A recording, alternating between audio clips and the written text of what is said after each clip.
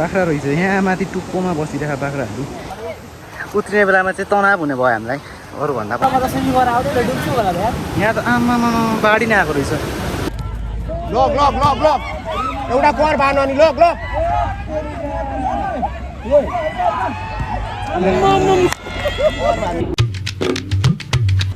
नमस्कार सबलाई मौसम होटल आइसकेको छु एउटा नयाँ भ्लग लिएर र आजको भ्लगमा चाहिँ हामीहरू कोलुङ झर्ना गइरहेका छौँ भ्लग चाहिँ मैले कोलुङ झर्ना जाने बाटोबाट स्टार्ट गरेँ है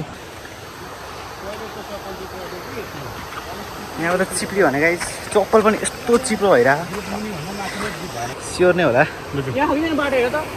यस्तो लाग्यो मलाई त्यत्रो माथि त घुम्नु पर्ने हो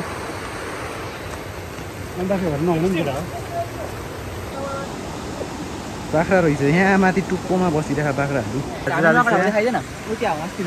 अस्ति चाहिँ यिनीहरू यहाँमा रहेछ भन्दैछ है अनि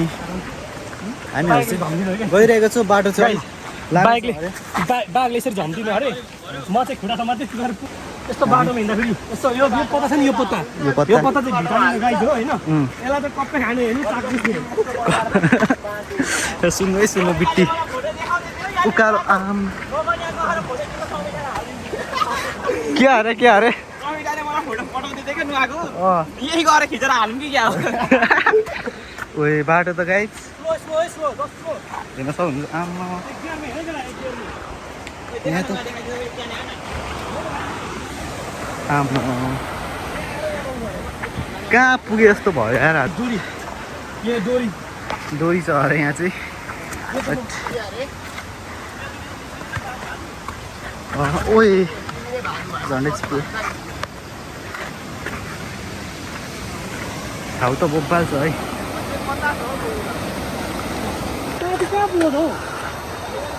के त होइन यो तल हो यता तलबाट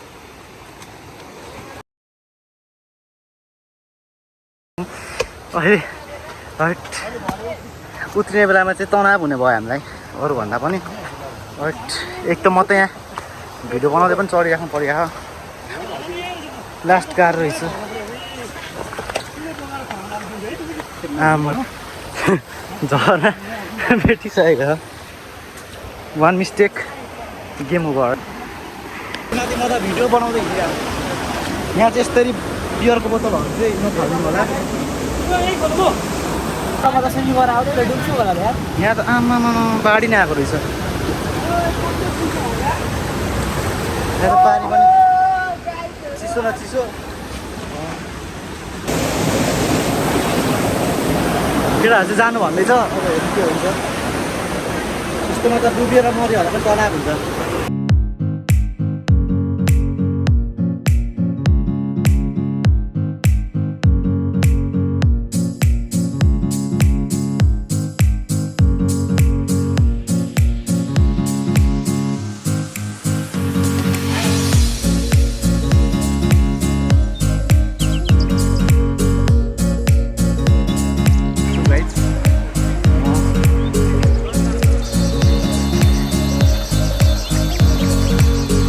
हामी चाहिँ स्विमिङहरू गरेर आइसकेका छौँ अनि यहाँ चाहिँ हाम्रो भेना हुन्छ पछाडि अनि एकदम मजा आयो जोस् ठाउँ चाहिँ ओभरटिप नै रहेछ है अनि बाटो चाहिँ एकदम अप्ठ्यारो रहेछ तर हिँड्नु चाहिँ ओभर पर्दो रहेछ तर ठाउँ चाहिँ यस वर्थ इट त्यस्तो जोत्रो पनि थिएन बाटो त चिप्ली गर्दै तल पुग्ने खालको रहेछ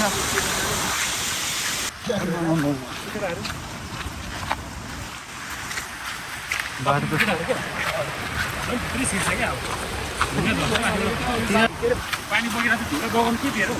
तर जस झर्नामा चाहिँ यस्तो रिग्रेट छैन यहाँ फेरि नआउनु गइसकेको छ हामी चाहिँ लाग्दिनु पर्छ ढिलो हुन्छ अलिकति भोलिदेखि फेरि कलेज जानुपर्ने आज यहाँ छौँ अब घर गएर भात सात खाएर हाम्रोमा चाहिँ फेरि भात पनि छिटो खाइन्छ कि त्यही भएर चाहिँ अलिकति छिटो गएर भात सात खाएर सुत्दिहाल्ने भोलि बिहानै कलेज जानुपर्ने हुन्छ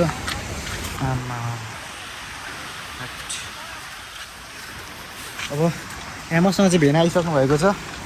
भेना र म चाहिँ अघि जानुपर्छ अब अनि हेर्न सक्नुहुन्छ यस्तो बाटो चोर्नु परिरहेको आमा यहाँ त पुरै ठाडै छ यस्तो ठाडोमा वान मिस्टेक गेम ओभर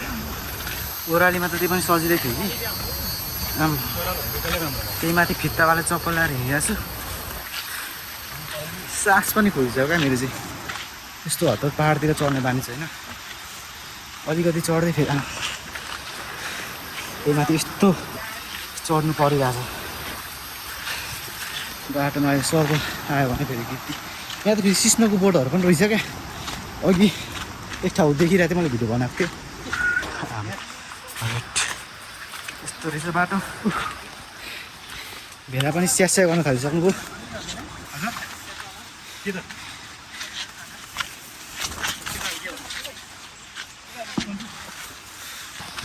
झन्डै चिप यार फेरि यो चप्पल त छुट्टिँदैन होला आमा अगाडि त हट यस्तो बाटो हिँड्नु परेको छ यहाँ पो डेन्जर रहेछ हट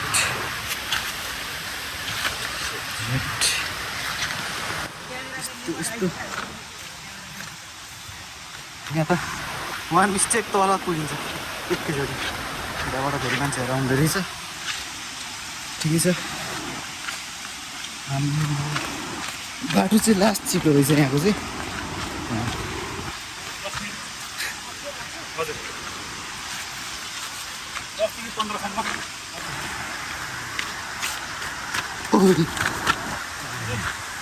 ब्रेक चाहिँ हान्न सक्नुपर्ने रहेछ आमा बाटो त मरिनै रहेछ यस्तो बाटोमा त्यही त यस्तो उकालो त्यही माथि ढुङ्गै ढुङ्गा त्यही माथि भित्तावाला चप्पल ओइ ओइ ओइ ओइ हट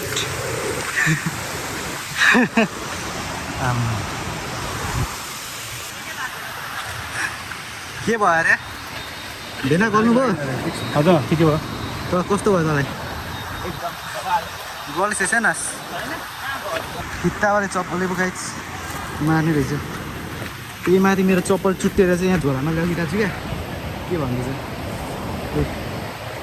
दुईजना त माथि नै छ कहिले आइपुग्छ तिनीहरू कस्तो छ भाइ के कस्तो छ एकदम गाह्रो गाह्रो छ यता केटाहरू वान मिस्टेक गेम ओभर यहाँ मिस्टेक गेम गर्छ त्यही माथि आफ्नो त यिनीहरूको त त्यही पनि चप्पल जस ठिकै छ यहाँ पेन्ट हेर न गाइस भिजेर चप्पल एउटा चप्पल ज्याकेट खाइएन मेरो यहाँ ज्याकेट भिजेर आएर सबैको भिजिरहेको छ भेना चाहिँ अगाडि अगाडि हिँड्नु रहेछ भेनाको घर चाहिँ पाहाड हो कि अनि भेनालाई चाहिँ अलिकति एक्सपिरियन्स चाहिँ छ यस्तो बाटोहरूमा त्यही भएर भेना चाहिँ अगाडि अगाडि जानुहुँदैछ अब हामी भनेको चाहिँ तराईतिरको भयौँ त्यही भएर चाहिँ हामीलाई चाहिँ एकदम गाह्रो भइरहेको के गर्नुभएको भेना माछालाई हानिदिएको मेरो चप्पल चुटेर चाहिँ मैले यस्तरी राखिरहेको छु थाहा भएन खोला खोला भाग्नु पर्यो भेटिहाल्छ यस्तो किरा देखेको छ बाटोमा के हो यो कमेन्ट गरिदिनु होला यसले चाहिँ टोक्यो भने 20 पनि लाग्छ जस्तो चाहिँ लाग्नु मलाई हाम्रो यस्तो पनि किरा रहेछ फाइनली हामीले चाहिँ गाडी राखेको ठाउँ आइसकेको छ फाइनली जाँदा चाहिँ एकदम उकालो भएर पनि होला जाँदा चाहिँ टाइम लाग्यो आउँदा चाहिँ त्यस्तो टाइम लागेन खासै 20 मिनट जस्तो आइपुग्यौँ होला सायद जाँदा चाहिँ उब्बो टाइम लाग्थ्यो आधी घन्टा 45 मिनट लागेको थियो तर आउँदा चाहिँ जस अब ओह्राली भएर सजिलो आयो अनि हट भ्यू चाहिँ यस्तै छ क्याच क्याच क्याच क्याच चप्पलको आवाज आइरहेको होला अब आफ्नो यस्तो चट्ट त्यो सबैजना चाहिँ यहाँ हुनुहुन्छ त्यो हामी चाहिँ एकछिन थकाइ मार्नलाई यहाँ बसिरहेको छौँ हामी यहाँ पुरै नुहाएर आएको फेरि नौला जस्तो भइसक्यो सो हामीहरू चाहिँ यहाँ पत्रीमा आइसकेका छौँ बाटोमा चाहिँ यहाँ हेर्दाखेरि चाहिँ गेम हुँदो रहेछ अनि त्यही भएर चाहिँ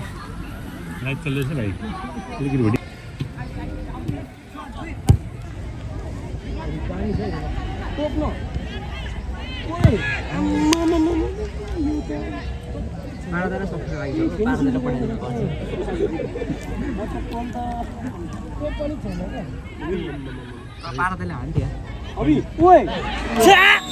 लाइन खाली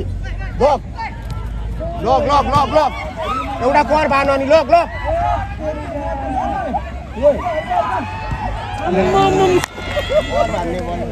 यहाँ चाहिँ हामीले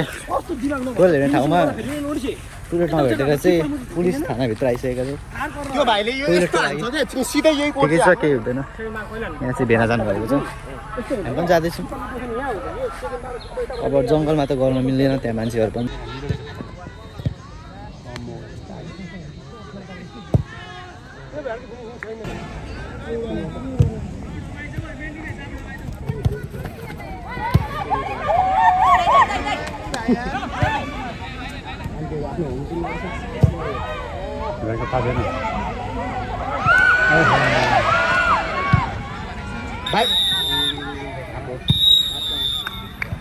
अहिले चाहिँ अब गेममा चाहिँ विन नभएर चाहिँ अब पेनाल्टी हुने कुरा भएको छ पेनाल्टी हुन आँटेको छ